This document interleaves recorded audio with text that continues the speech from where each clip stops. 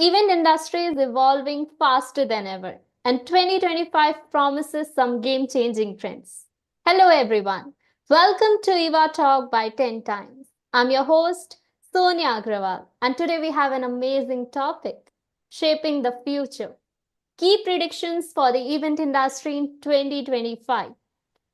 To help us unravel this exciting topic, I'm pleased to welcome Sarah Markey, President at International Association of Professional Congress Organizers and CEO of ICMS. Sarah knows the idea of transforming business events into innovative, profitable, scalable opportunities by leveraging technology and strategic planning. With experience in hybrid, virtual, and in person events, she has delivered exceptional engagement and satisfaction across diverse sectors. Hello, Sarah. Welcome to our podcast. It's so good to have you here. Well, thank you for having me and for the invitation. It's lovely to be able to have a chat this afternoon. Yeah, it's our pleasure to have you here, and it would be great to know your insights on the trends for 2025. So, talking about your extensive experience, how do you see the event industry evolving in 2025? Like, what emerging trends that excites you the most? Look, I think we're in a bit of a precipice with the events and business events at the moment, because depending on regionally where people are based, then the changes can be quite different, and the way things are evolving can be different. But the way I see it is that we're going to be targeting, designing more events that are far more targeted to an audience. We have to be more inclusive and allow for a broader scope of people. But the difficulty and the challenge for event planners is trying to be inclusive, trying to offer options. But the downside of trying to be everything to everybody is, A, it can be expensive, and B, you might be just diluting your audience, because it is really a difficult place to understand what each market is wanting to do. And, there's a lot coming out, and a lot more people looking at, especially in the corporate sphere, looking at events as a marketing exercise and a brand development exercise, which is fantastic because we're not losing our reference point. But on the other hand, you have got to then understand how events work and how the planning for events works to actually make sure that all your stakeholders are being looked after. That's a very lovely point that you highlighted, and these trends are really setting the stage for a dynamic future. Now, diving deeper into innovation, technology is something that plays such a crucial role in event planning. So, how do you predict advancements like AI and VR will influence the way we design and execute events in the coming year? Look, I think innovation can be more than just technology. I think innovation in the way we're actually creating programs is also something that has got to be recognized, because AI and VR are just tools. And if we don't use them properly and we don't actually have a proper event plan and a strategy for what we're wanting to achieve from each of the events that we're running, they're just things, it's a bit like buying the latest technology and not actually knowing how to use it. You've actually got to have a plan of how you're going to use it. But, AI has been around for a lot longer than a lot of people actually understand. But using AI to help us be more efficient, especially in our businesses, is not going to go anywhere. And it's actually learning about the efficiencies of this, which is going to be the best place for it. And it is changing so rapidly that you've got to stay up to date. You just can't stay in a very narrow lane and go, oh, it's not going to affect me, because that's how people are not going to survive long term. They're going to have to learn to use AI to the benefit of their organization, their client's organization, and to actually make their own lives more efficient. True, true, actually. I can actually see some really cool things happening with data measurement and finding those gaps in a lot of it too. Like a job that would have taken a junior person 2 or 3 days to do the data, you can now get that data analyzed a lot quicker. That's actually, and AI is such a game changer. So it's incredible how technology is driving creativity and efficiency. But along with innovation, there's Well, something about a growing responsibility. I mean, talking about sustainability, it's on everyone's radar now. So, what innovative steps do you foresee the industry taking to align with global sustainability goals by 2025? it's a really interesting topic, this the sustainability, and I think Mm-hmm. um, with the development of various different countries' sustainability programs as well. I mean, it's just I think we're gonna. I mean, and it's there's a lot of minds and a lot of thinking behind it, and where IAPCO is part of the Net Carbon Zero events program, for want of a better word. But Mm-hmm. not only that, um, sustainability is expected, and the various levels of sustainability are expected. But you see, I see sustainability in far more holistic kind of terms because, people hear sustainability and it just becomes, environmental or net carbon zero, but sustainability is far more long reaching and far wider. And if we start to frame that with the sustainable development goals, it gives us other opportunities to make the organizations and the events more sustainable, Mm-hmm. for the longer term. Because unfortunately, as soon as we do a world event or an international event, everybody gets on a plane. So True, we true. have to be realistic about this, that do we want to completely kill off our entire industry, or what are we going to do to offset some of that? And what are the other programs that are legacy based Mm-hmm. in actually why do we go into countries that may have different environmental or sustainable or medical levels and supply, but what's the sustainability of actually bringing these events, and especially in medical fields or even engineering fields? I mean, there are some fantastic stories of engineering firms that are used to working in regional and remote areas, and especially in a country like Australia where we do have a lot of desert, and bringing power and other form of services into our regional and remote communities that then can be transplanted and owned by other regional communities globally. And that's that part of the other part of sustainability, that if we're not doing that, then how are we going to be able to share that knowledge both ways? And net carbon zero is amazing, but we've also got to look at how we can be Achieve that. sustainable in our sustainability. Yeah, true, true. That's such an important point, and thanks for highlighting that, really, Sarah.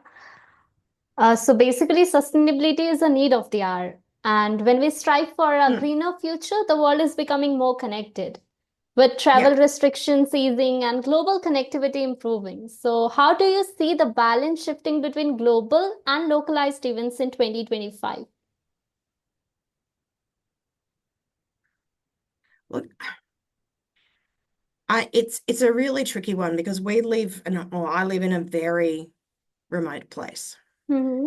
Most people to get to Australia takes them at least a half a day of travel to get to Australia. So we need to take that into account. So to have strong regionalized events or even, state or national events to bring the communities together um, is really important. But we can't lose sight of that global knowledge exchange. Mm-hmm. And that's what international events are. But what we've got to think about in all that is why people are going and what are they going Mm-hmm. to get out of it, and what else are you going to do while you're on that trip. So, for example, when I became president of IAPCO, I said from the get-go, I am not flying to Europe for a 2-day meeting. If I'm going to Europe, I'm going for a period of time to make it worthwhile. Mm-hmm.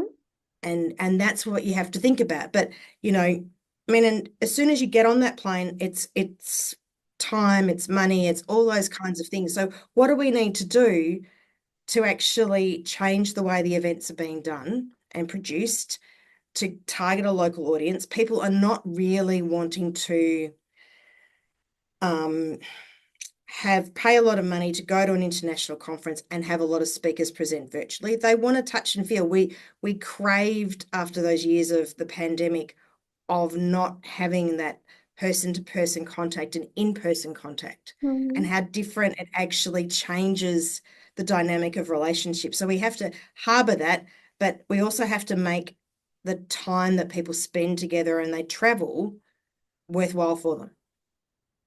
And True. and that's where I see we're going to have to. Look, I think the local events people are not registering until they're a lot Mhm. early, a lot closer to the time. Global events, we need to make sure that we're giving people their what's in it for me statements, and what they're going to be taking back to their businesses after the investment of the time that they're spending to come to the conference or to the business events.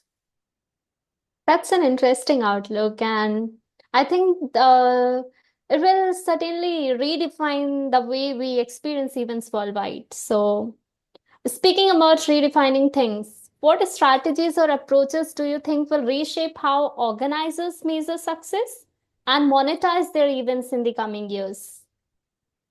It's a That's a really good question, but I think and what we're trying to do with a lot of our clients is take it back and ask them about their why. And to Mm-hmm. borrow, a Simon Sinek phraseology, is why are they holding the event, and Mm-hmm. asking the stakeholders what success looks like for all of them. Because that's a really different mindset, because a lot of people are doing the conference, if it's their national, their state, or whatever, because it's always been done. And to my mind, that is not the response for either doing something the same way or changing things, because you actually have to critically assess after every event to see what you're going to do and where we can actually monetize. Mm-hmm. And monetizing, there's some really cool things that are happening now with remarketing on social media and all, and the value of that data that you could actually be on selling or using, with obviously within the right framework and all that kind of thing and the legalities of it. But the fact that you've actually got to be able to talk to your stakeholders and have an open conversation about what they're wanting to achieve out of the whole event, I think that's the most important thing about it. If they don't know or they can't enunciate what they want out of the event, how can they actually say whether measure its success? And then they may have something they want to get out of it that you've never thought of as an organizer that you could then monetize. It's scratching beyond the surface of the event itself to make sure that your customers and their customers are all getting what they need out of it. The way of organizing events will really gonna change in the coming years. And now, as a leader in the industry, like one key piece of advice that you like to share with all the professionals out there looking to stay competitive in the ever evolving event industry field.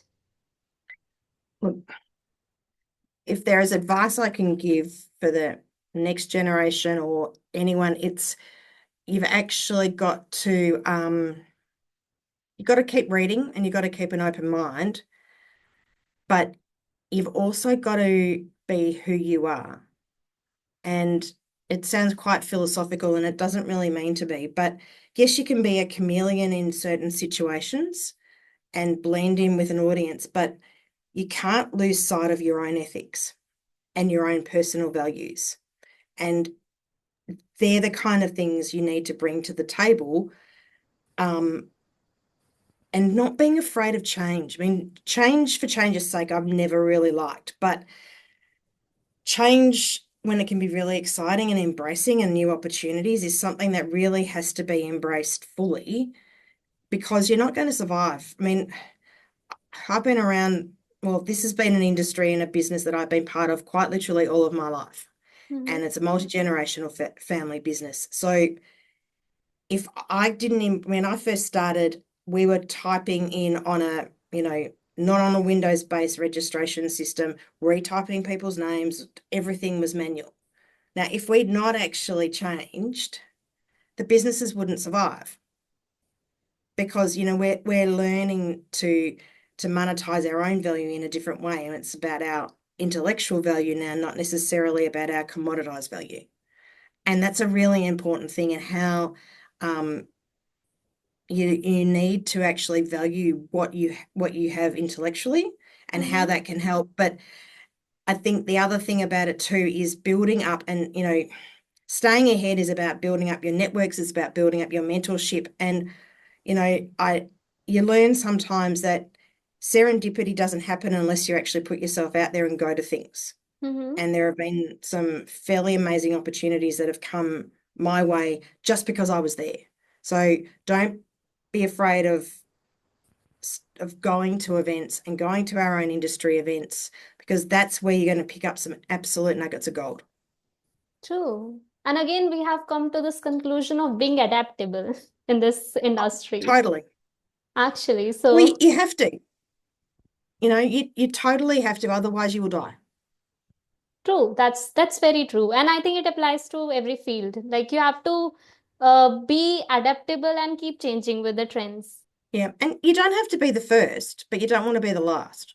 True. You want to be somewhere in that, if there's 10 people making a change, you want to be number 2 or number 3. You learn from the first couple of failures and then you can implement to your own business. And what works for me may not work for somebody else, but that's where you've got to critically assess what's out there. But if you're not constantly thinking and looking at what's around you, you may as well close up shop.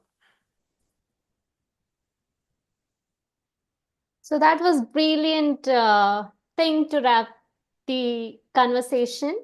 And it's been such a pleasure diving into your expertise and vision for the future of events. Thank you, Sarah, for sharing your Thank you so insights much. and inspiring us. And thanks Thank to you. our listeners for tuning into Eva Talk by 10 times. Don't forget to subscribe for more such conversations. Thank you so much, Sarah. It's good talking to you.